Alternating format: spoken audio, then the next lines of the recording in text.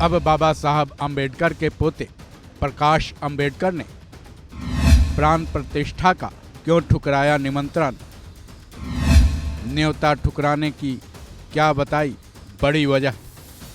राम मंदिर में रामलला के प्राण प्रतिष्ठा के दिन अब कम ही बचे हैं।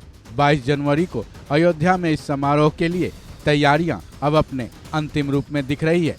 रामलला के प्राण प्रतिष्ठा के समारोह में शिरकत करने के लिए देश के गणमान्य लोगों को न्योते भेजे जा चुके हैं, जिसका न्योता बाबा साहब भीमराव अंबेडकर के पोते और वंचित बहुजन अघाड़ी के अध्यक्ष प्रकाश अम्बेडकर के पास भी भेजा गया है।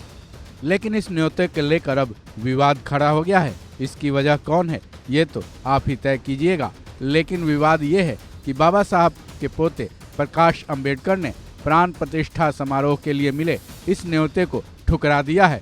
उन्होंने साफ तौर पर कह दिया है कि वो प्राण प्रतिष्ठा के दिन अयोध्या राम मंदिर नहीं जाएंगे।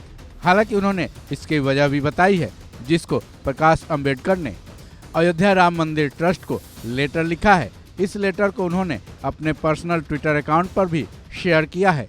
चलिए देखते हैं उन्होंने इस न्योते को ठुकराते हुए अपने ट्वीट में क्या कुछ लिखा है। कथित समारोह में मैं शामिल नहीं होऊंगा। मेरे शामिल ना होने का कारण यह है कि बीजेपी और आरएसएस ने इस समारोह को हथिया लिया है। एक धार्मिक समारोह चुनावी फायदे के लिए एक राजनीतिक अभियान बन चुका है।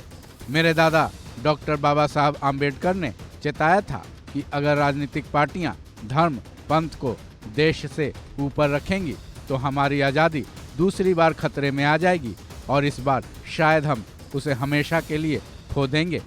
आज ये डर सही साबित हो गया है। धर्म पंथ को देश से ऊपर रखने वाली बीजेपी आरएसएस अपने राजनीतिक फायदे के लिए इस समारोह को हड़प चुकी है। धन्यवाद। तो क्या आपको भी ऐसा ही लगता है कि जैसा बाबा साहब के पोते प्रकाश अम्बेडकर ने अपना डर जताया है? हालांकि बीजेपी ने तो उन विपक्षी दलों और उनके नेताओं को जमकर राम विरोधी और हिंदू धर्म विरोधी तक करार दिया है। जिन लोगों और पार्टियों ने पहले ही प्राण प्रतिष्ठा के इस निमंत्रण को ठुकरा दिया था, ऐसे में क्या बीजेपी अब बाबा साहब के पोते को भी राम विरोधी का निशाना बनाएंगे? बीजेपी वाले उनको भी सनातन और हिंदू धर्म विरोधी कहेंगे। फिलहाल प्रकाश अम्बेडकर की तरफ से ठुकराए गए इस न्योतों को लेकर अभी तक तो बीजेपी की तरफ से कोई बयान नहीं आया है। शायद आएगा भी नहीं, क्योंकि प्रकाश अम्बेडकर की पार्टी न तो बीजेपी को चुनौती दे रही है और न ही वो इंडिया गठबंधन का हिस्सा है।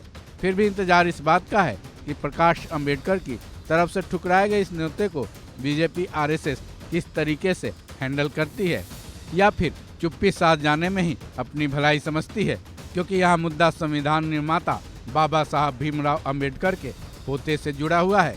इस खबर में बस इतना ही। बाकी अपडेट्स के लिए जुड़े रहें वन इंडिया हिंदी के साथ।